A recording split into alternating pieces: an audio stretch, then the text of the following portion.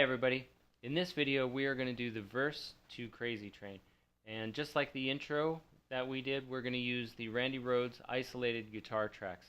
So before we get into the lesson, I'm going to let you listen to Randy's part and then we'll jump into it. Here's Randy all by himself.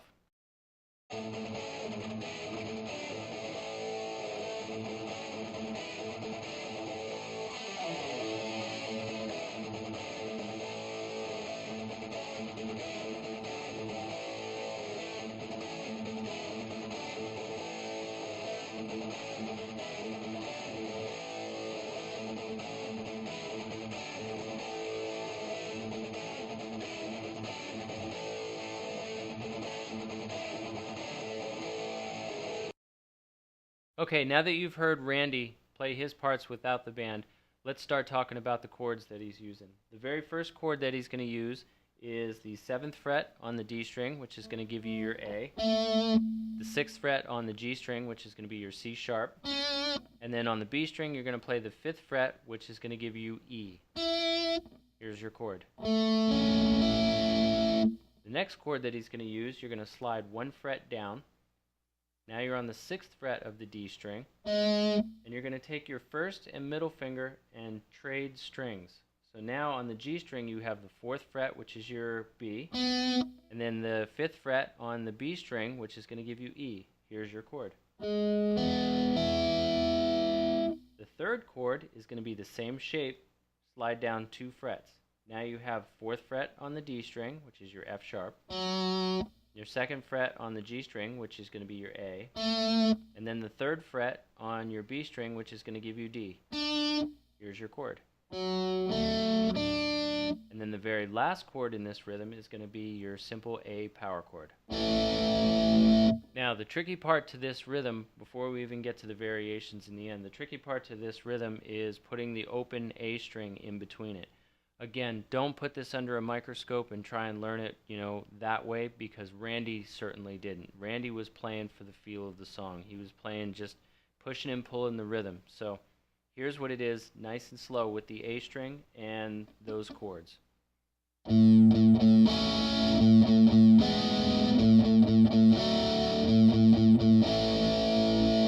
Now, here comes the part where I see a lot of guitar players, a lot of these videos where they're all talking about the ending of that rhythm, and so far I don't think I've seen anybody play it wrong. The cool thing is everybody's right, because Randy actually recorded a lot of different endings. The one I happen to like is the 4th fret on the low E string, which is your G sharp, back to the A chord. So here's how the rhythm ends. I'll do it nice and slow.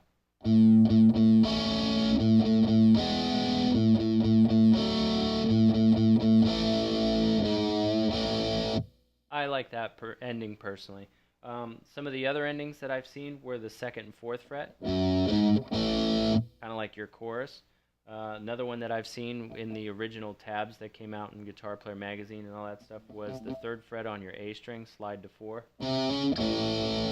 And Randy, I don't know if it was tribute right offhand, but I know I've listened to a lot of the different concert footage, and you can kind of hear that one too in different places. Okay, so now that you have that ending, you can pick and choose whichever one that you wanted to use. So here it is again.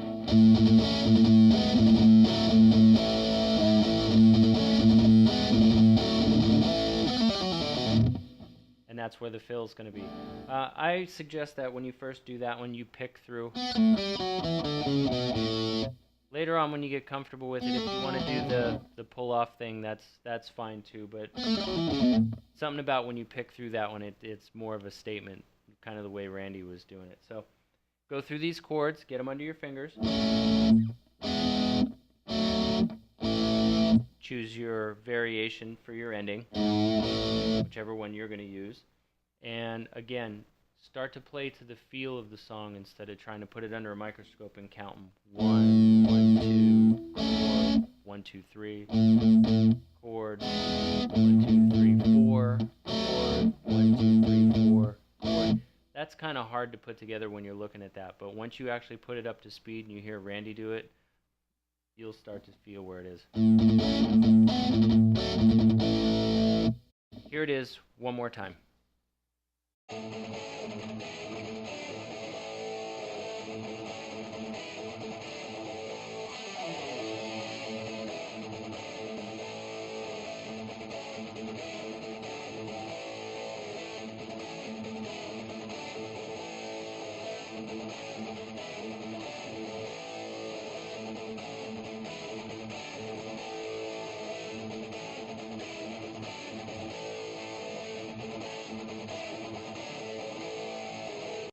And that's the verse to Crazy Train.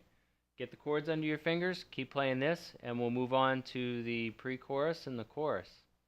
See you in the next video.